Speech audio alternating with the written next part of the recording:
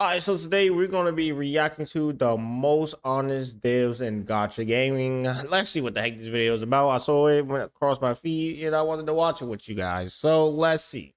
Kuro Games just released news on their latest set of quality of life updates, and it's safe to say that they're absolutely amazing. Things like echo presets between characters, a portable synthesizer for crafting materials, and echo display Wait, there was a portable synthesizer in that thing? I'm gonna be honest, I did not know that. of stats and Sonata on drop. These are all features that have been highly requested by the player base, and they all work to on drop for crafting materials, and echo display of stats and Sonata on drop. These are all features that have been highly requested by the player base, and they all work towards one simple goal: make Wuthering Waves a more enjoyable game. When the Kuro devs, Dong and Awen, told us during the 1.3 reveal livestream that they've been listening to our feedback and that they want more, they weren't lying. Every single time these developers open their mouths or type on their keyboard, they're telling the truth. They genuinely want to make the game better. Looking at the track record of Kuro Games across the lifetime of Wuthering Waves, it's been nothing but clear communication, complete transparency, and fulfilled promises to the player base. Even when faced with the harshest critiques, they make it better. It's the complete polar opposite from what we've seen from games like Genshin Impact. After we all saw I mean, yeah.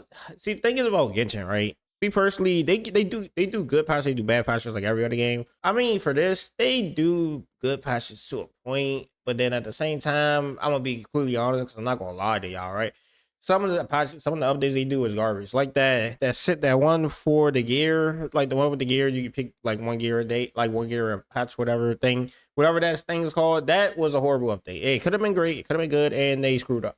Wei cry live on stage, lamenting the state of his game, many expected Genshin Impact to genuinely get better. When the I did too. I'm gonna be honest. I thought she said they was gonna listen. I thought they were actually gonna listen. Then they came with that, but I knows, right? Genshin community saw the version 5.0 teasers. There was a lot of excitement for all of the new features getting added to the game. Things like a custom artifact selector, new Which they botched. I'm still mad that they messed that up. I'm gonna be honest. exploration mechanics, I don't know if they fixed it or not, but after that, no. and summonable pets. The problem, however, was that the integration of all these new mechanics I'm gonna be honest. Out of all things, this mechanic actually is pretty good. I wouldn't even say it was bad because you literally get to traverse the world in a different way with these characters. I'm gonna be honest, and it don't really bug me that you can't do it. I was like, it goes way quicker when you outside of Fontaine. I mean, they did that with the I'm not Fontaine. I'm sorry,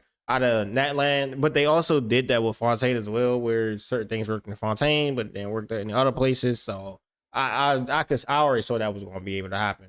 I do wish you could do it infinitely, but obviously it makes sense why they wouldn't allow you to do that because one, she literally uses the shark in battle, so I guess that's why.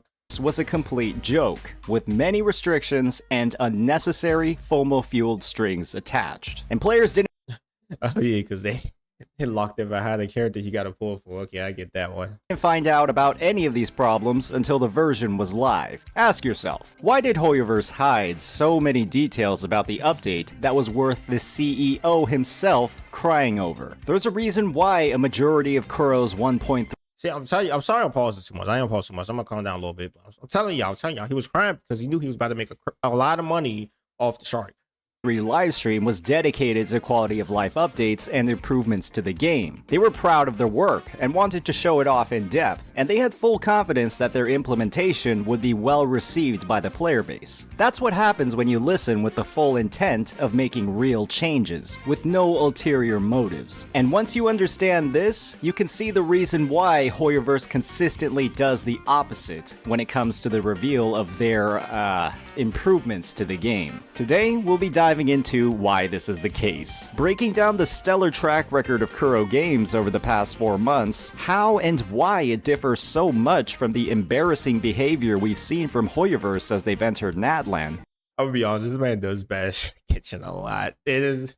It's great. It's great. And how this dynamic impacted and will continue to impact the Gacha community as a whole. Ignoring player feedback is bad, but claiming you listen to feedback while doing less than the bare minimum in your integration, that's worse. That's true. Okay, I need to stop pausing. I'm gonna stop. I'm sorry. I am pausing way too much. I need to chill.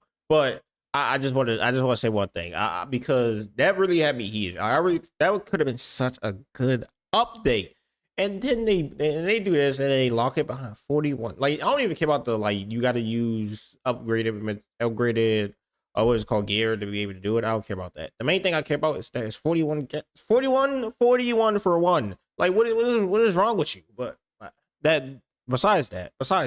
That's an insult to your players. As always, if you're enjoying this content, please hit that like and subscribe button. Genshin Impact players have had it pretty rough for the past few months, with the What was it too? I can't remember actually. It's one of them. emotional or completely planned outbursts from Dawei across the pre-launch of Natlan. Many players were convinced that version 5.0 was going to change the game completely. They saw previews of convenient new exploration mechanics, exciting integrations of pets, and even a customized artifact selector. It genuinely seemed like Hoyoverse wanted to make Genshin a better game. Unfortunately, all of these features were either complete fluff or so poorly integrated that their implementation was an actual insult to the player base. Exploration mechanics locked to a single region out of the 6 on the map. Pets that are only used to solve exploration puzzles in that one region. A custom artifact every few months that still has the potential to roll like absolute doo-doo water. There's a reason why Hoyoverse didn't go into an in-depth explanation of these new features, because they knew their player base would not be happy with it. The question is, why develop new features that players are not going to like in the first place? Kuro Games, on the other hand, has never pulled their punches when it comes to the details with their updates. Whenever these developers announce a quality of life update, a new exploration mechanic, or an optimization to the game, it's completely clear to the players what they're doing. When players complained about no echo experience or tuners, they cited that complaint in their developer notes and subsequently added a boatload of these resources to every future event in the game. When players got a free Shangli Yao, a limited 5-star, and complained about the lack of character leveling materials, Kuro again cited this complaint. I'm gonna be honest. I still am surprised that they gave a free 5-star. Me personally, I'm still like this early after they already like they gave us I never seen this before. I've never seen it before. They great. They 10 out of 10. 10 out of 10 for Kuro for that one. In their developer notes and announced multiple new events in version 1.3 specifically targeted to these resources. And when players complained about the clunkiness of swapping overworld characters to complete aiming challenges, again, the developers cited the complaint and then gave full details and a short preview of the new hover droid gadget that directly solved this problem. There's a reason why Kuro is so vocal about all of these new additions to the game. They know they'll be well received because these critiques are coming directly from the people who play their game. And that's why Kuro dedicated a significant portion of their live stream to simply beg their players for more feedback. Could you even dream of a response like this from the Genshin devs? When you look at Kuro's impeccable track record of transparency and listening, you can't help but look back on version 5.0 and all of its new features with anything other than disgust. Why create so much anticipation and hype across the player base by revealing highly requested additions like the custom artifact selector, but omit the fact that it's time-gated by a huge fraction of the calendar year? Why hide the fact that only Natlan characters can actively engage with the new exploration mechanics? I'm gonna be honest, like the exploration part, I really don't care about because I seen it coming. I knew that they was gonna do something like that. They did. Like 90% positive, there's some things in Fontaine that only Fontaine characters can do in Fontaine, so it didn't surprise me at all. I'm like 90% positive that's the thing. If I'm not, let me know down in the comment section below. This has been a while since Fontaine came out, okay? So I don't remember all the stuff that happened there. Like, but yeah, I'm gonna be honest. I seen it coming. I seen it coming already. Just like, the diving in the water in Fontaine, you only can do that in Fontaine. You can't dive in the water anywhere else. Like, I knew that they was going to probably lock that behind stuff. But I'm gonna be honest, the artifact one, yeah, it's garbage. as well as the fact that these mechanics are obscenely nerfed outside of Natlan. Why hide the fact that all of these new pets are mainly for puzzles and minigames, and not a meaningful addition to combat? The harsh reality of these improvements is that Hoyoverse has been receiving and ignoring them for years, and now that Wuthering Waves is released and has demonstrated they have devs who actually care about the players, now all of these features are suddenly getting added to the game, but they all— That is true, and I'm gonna be real. Nobody, if you say that, oh, Genshin not doing this because of Wuthering Waves, you're lying. That's real. You're lying. They first of all, they knew Wuthering Waves was gonna probably pop off. Obviously, they probably didn't think it was gonna pop off like the way it did pop off, and then they like, oh snap, okay, so yeah, because it's a tight market. Like it's a lot of Gacha games that come out, but it's only a few that actually succeed, right? Make sure you guys like, comment, subscribe. By the way, and don't forget to like the video. Come on, it helps out a lot. 1.2K and within like 2 months, please? Question mark? Anyway, yeah, but at the end of the day, I mean 1.5, yeah, 1.2, I'm tripping. But at the end of the day, I do think that, like, not even I do think, I know that they added this stuff because Wuthering Waves was like, hey, yo, we add this, we have this, we have this, and it's like, okay, let's update. I think this right here, like, I think this reverse thing they probably already been planned. I'm gonna be honest, I believe that they added this only because they saw Wuthering Waves do it. This, they probably finally listened to the feedback after I don't know how many years. So I think they probably added that as well because of wuwa. But at the end of the day, this was actually pretty good, decent. I mean, it's just standard characters. I mean, I don't know what to say about it. Okay, wow, whatever. This right here is horrible, and that is actually pretty good. I love just running around with the shark, man. all come with massive strings attached. Hoyoverse, from what we've seen in version 5.0, has a strategy focused around keeping information away from their players. They'll bring their community in with a juicy hook, claiming they've been listening to feedback, and then do a complete bait and switch by implementing that feedback in some of the worst ways possible, with a lot of it locked behind a credit card. When you look at all of these tactics from Hoyoverse, it's That is true, because even you can get more of those things for like the equipment, but you know the thing about it is you gotta get the battle pass, my G.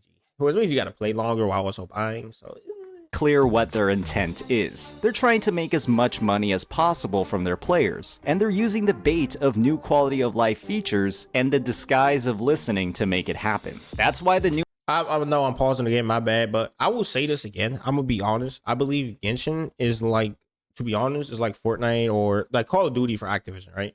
It's a money cow. Genshin is the money cow that funds other games. That's how it works. Genshin makes the money, and then that money goes into Zenless Zone Zero being made, Honkai Star Rail being made. I'm pretty sure that's how it works down in the Hoyoverse. Oh, and Honkai Impact Third being like made for the part 2 thing. Like, I'm pretty sure that money just gets pushed over to those teams because I mean it picks a lot of money. It's a cash cow. I mean, that's all it is. It's their cash cow, and most of the time when the company has a cash cow, they kind of treat it bad. But so yeah, but it's their cash cow, so it gets shuffled over there. They make the money from Genshin, they move it over. new exploration mechanics might as well not exist if you don't pull on Atlan banners. That's why the artifact selector is obscenely time-gated with a nice little shortcut if you purchase the paid battle pass. That's why it took nearly 4 years for their weapon banner to have its pity reduced from infinite to 160. This company Okay, we all know that it took about a year for it to go from infinite to the other one, right? Like let's calm down with that. But thank you, Tech Talk. I'm gonna be honest. Thank you for that, because there's no way I would be pulling on any banner if that thing was still infinite. But other than that, to be honest with this one, yeah, I'm gonna be honest, because let's be real, it was because of wuwa and all the other Gacha games turning into this type of thing. Because if you look at it, right, you look at everything in the market. Like, everyone was using, even the newer games were using the basic new metaphor gear, which is you pull once, you miss, you pull it again, you get it. But they were still having you pull twice and you miss twice, then you get it on the third time. And then they recently switched it to the 160 pulls. I feel like they did that because they sort of shifted the market and they was like, we need to switch it. And the competition was doing it, so they might as well do it as well. They ain't gonna give you it for free, okay? They ain't gonna do that. But that's why I think they sort of shift the market, because if you look at any Gacha game that comes out now, if they have gear that you get summoned for, it's a 50-50 and then a guarantee. Is greedy, and they won't shy away from basically lying through omission in their version updates, and probably lying about their actual intent with these changes to get their bag. When you compare this mindset to that of Kuro Games, it couldn't be any more different. The words of Solon, Kuro CEO, ring louder now than ever before. Love your game, love your players, and love your team. As long as you survive, that's enough, right? You can see these heartfelt words in play across every update Kuro has made to Wuthering Waves. I got her, by the way, guys. I want to let us know that I got her. Yeah, it took 80 pulls, but it worked. It worked, and I got her. I got her. You can tell these developers actually play their game and want to enjoy it as well. Hopefully, we can see this kind of transparent, receptive behavior continue to spread across mainstream gacha developers. Genshin, like we've clearly seen, is making updates to fix their game, pressured by the competition of Wuthering Waves. They just need to take the lies, deception, and obviously clear ulterior motives out of it, and I don't even think it's because of Wuthering Waves entirely. Obviously, it's a part about 50% part of Wuthering Waves, right? But I also think the other 50% is just the community of gacha space in general. Because, like I said, if you look at most gacha games now that come out, I mean, look at the most popular ones, right? Like I could say Nikkei a popular game, right? Nikkei, they good. Well, it's generous as heck, okay, and they just generous, and also they pulls is a higher percent, yada yada.